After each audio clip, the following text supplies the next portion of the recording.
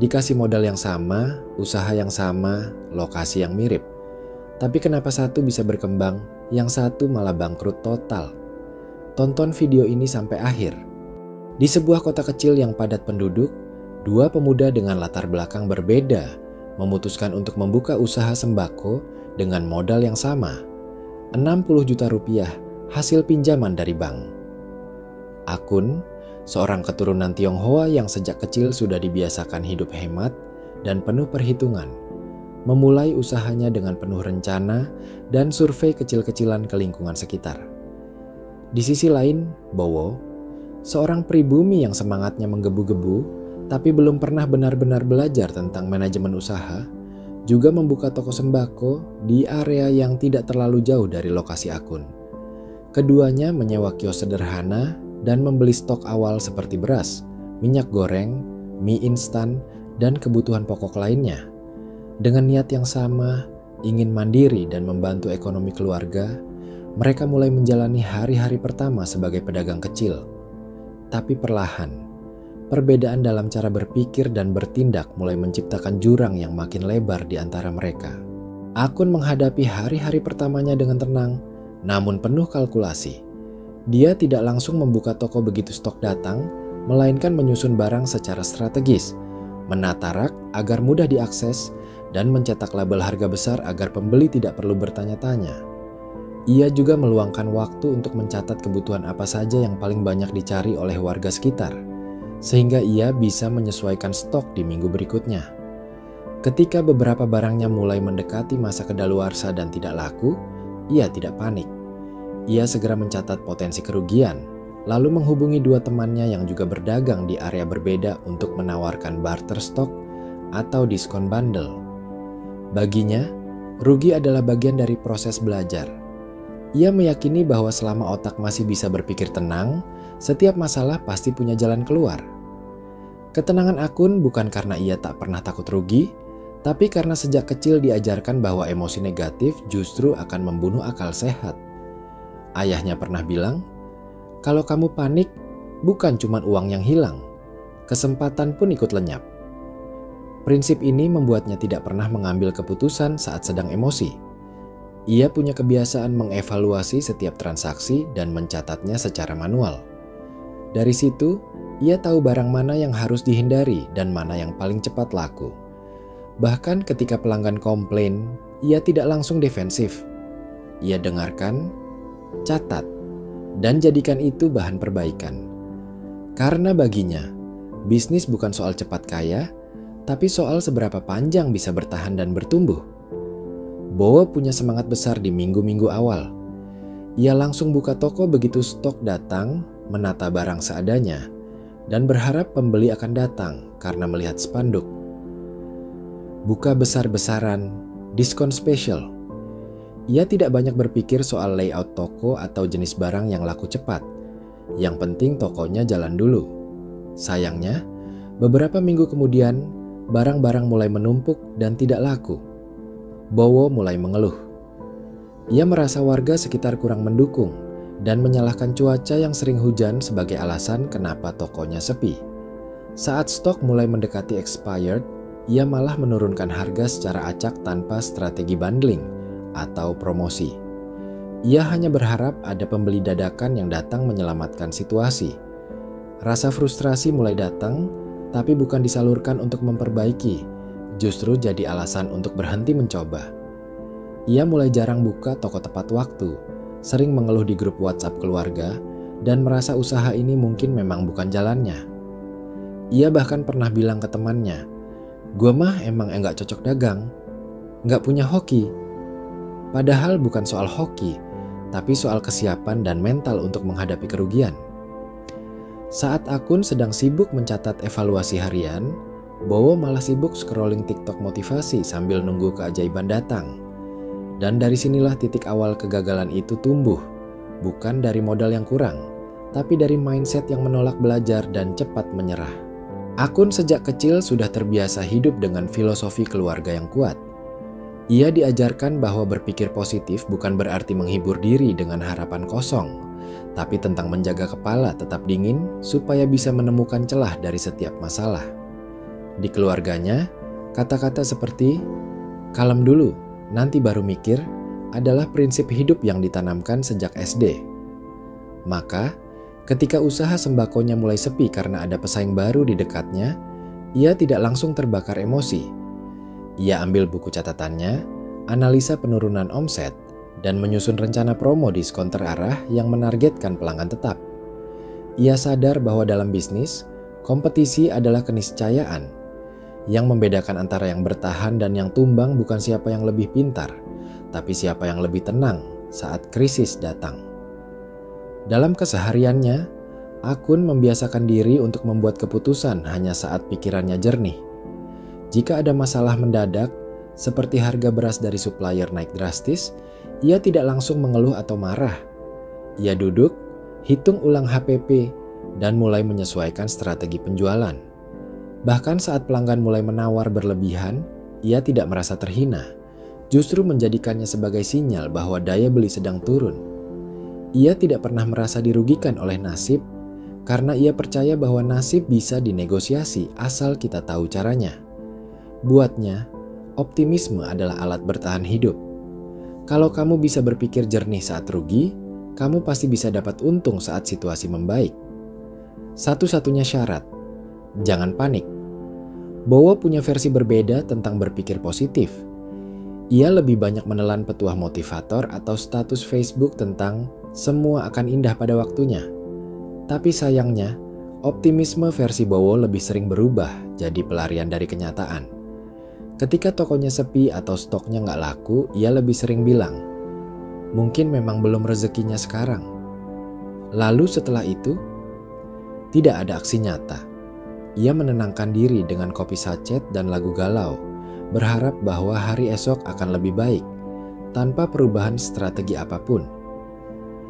Ketika istrinya bertanya kenapa nggak coba sistem paket hemat atau cari supplier lebih murah, Bowo menjawab dengan kalimat klise. Takdir orang beda-beda. Mungkin gue emang ditakdirkan begini. Masalahnya, semakin sering ia berpikir seperti itu, semakin besar rasa malasnya untuk evaluasi. Ia jadi enggan mencatat, tidak mau mendengar kritik, dan alergi dengan istilah perbaikan sistem. Dalam pikirannya, usaha sembako gagal bukan karena salah kelola, tapi karena nasib kurang bersahabat. Ia percaya diri secara semu, seolah tetap tenang, padahal di dalamnya penuh kecemasan yang tidak pernah ia atasi dengan tindakan.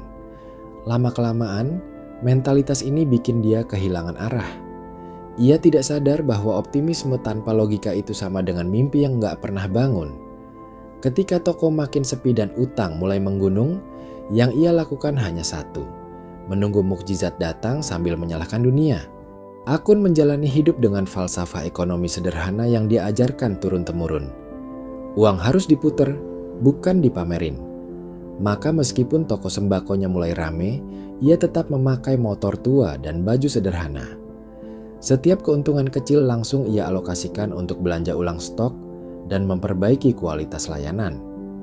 Ia sadar, dalam dunia dagang, kepercayaan pelanggan lebih mahal dari cuan sesaat. Karena itu ia nggak segan-segan nganterin barang ke rumah pelanggan tanpa ongkir kalau pelanggan itu loyal. Prinsip seperti ini tidak datang dari seminar bisnis, tapi dari pengamatan panjang sejak kecil. Bagaimana orang tuanya membangun usaha dari gerobak sampai punya toko tanpa satupun iklan. Semua karena konsistensi dan sikap sabar jangka panjang. Ia juga percaya bahwa kekayaan bukan dilihat dari apa yang bisa dibeli, tapi dari seberapa besar kontrol terhadap keputusan finansial. Ketika keuntungannya mulai stabil, ia tidak langsung ekspansi besar-besaran. Sebaliknya, ia sisihkan dana darurat, investasi kecil di emas, dan mulai ngajak saudara jadi mitra usaha. Prinsip kolaborasi ini juga jadi bagian dari budaya dagang yang sering dipraktikkan komunitas Tionghoa. Lebih baik untung sedikit tapi berulang, daripada untung gede tapi cuma sekali. Buat Akun, keberhasilan bukan tentang jadi kaya raya dalam waktu cepat, tapi tentang seberapa lama bisa tetap berdiri di tengah badai ekonomi. Karena itu, ia menjalani usahanya seperti maraton, lambat, pasti, dan penuh perhitungan. Bowo punya definisi sendiri soal hidup sukses. Buat dia, keberhasilan harus terlihat. Jadi saat tokonya sempat rame 2 minggu pertama, ia langsung beli HP baru dan update status. Alhamdulillah, rezeki nggak kemana. Ia senang jadi pusat perhatian, karena itu setiap pencapaian kecil langsung ia selebrasi besar-besaran. Tapi ia lupa, bisnis bukan soal pencitraan. Akibatnya, ketika penjualan turun di minggu keempat, ia panik karena uangnya sudah keburu habis buat hal-hal konsumtif. Ia tidak punya dana cadangan, tidak punya rencana lanjutan, dan tidak punya kebiasaan nyatet pemasukan pengeluaran secara rinci. Ia terlalu sibuk menjaga image, tapi lupa menjaga isi etalase tokonya. Lama-lama, pola hidup ini jadi racun. Bowo jadi lebih fokus terlihat sukses daripada benar-benar membangun pondasi usahanya. Setiap kali ada uang masuk, yang terpikir pertama adalah, ini bisa buat beli apa ya? Bukan, ini bisa diputar kemana biar makin kuat. Ia menganggap investasi itu cuma buat orang kaya, padahal sebenarnya itulah jalan buat keluar dari kemiskinan jangka panjang. Ia tak pernah diajarkan prinsip memutar uang, karena dari kecil hanya melihat bahwa uang itu buat dihabiskan, bukan dikelola. Akhirnya, meskipun tokonya pernah rame, usahanya mandek. Dan saat ditanya kenapa, jawaban andalannya masih sama. Hoki gue lagi jelek. Akun bukan tipe orang yang suka kejar viral atau tampil dominan. Ia justru lebih senang jadi pedagang yang dikenal diam tapi selalu ada. Konsistensinya terlihat dari hal-hal kecil. Selalu buka toko jam 6 pagi, senyum ke pelanggan meski hatinya capek, dan mencatat keuangan setiap malam walau omzet sedang turun. Ia jarang mengeluh dan selalu punya target kecil harian yang realistis. Akun tahu bahwa bisnis bukan soal siapa yang paling cepat naik, tapi siapa yang paling tahan lama di jalur.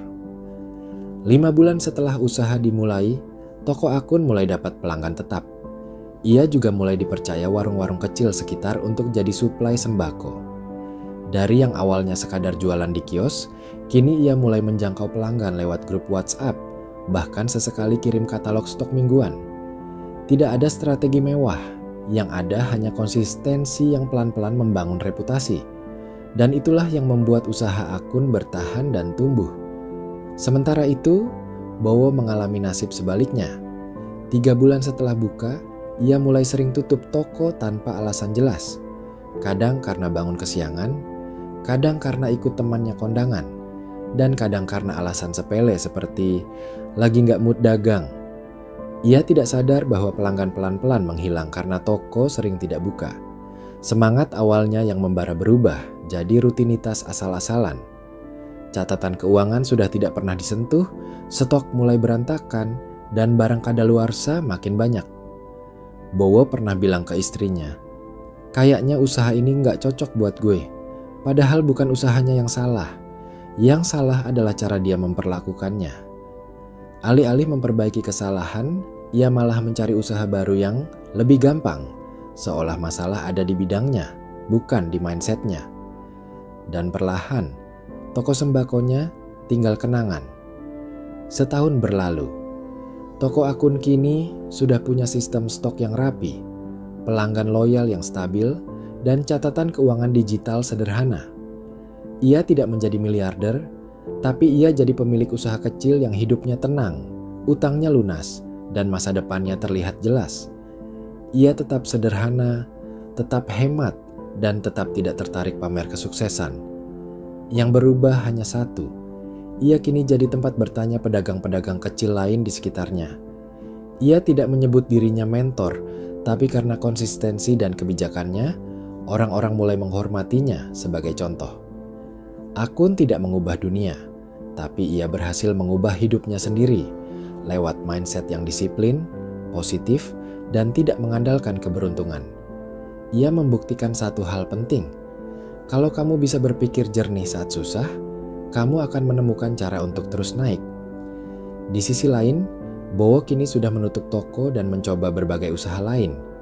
Jualan pulsa, dropship skincare, bahkan jadi driver ojol. Tapi semuanya hanya bertahan sebentar karena mentalitasnya belum berubah. Ia masih mudah menyerah, masih cepat bosan, dan masih suka menyalahkan hal di luar dirinya. Ia sering membandingkan dirinya dengan orang lain, merasa iri dengan kesuksesan teman, tapi enggan mengevaluasi pola pikir sendiri. Kadang ia masih ngomong, kayaknya gua tuh nggak ditakdirin kaya. Padahal bukan takdir yang kurang ajar, tapi dirinya yang nggak mau berubah. Dalam hidup, bukan hanya modal yang menentukan hasil akhir, tapi cara mikir dan sikap saat menghadapi rintangan. Dan itulah pelajaran paling pahit yang akhirnya harus Bowo pelajari dengan cara yang paling keras.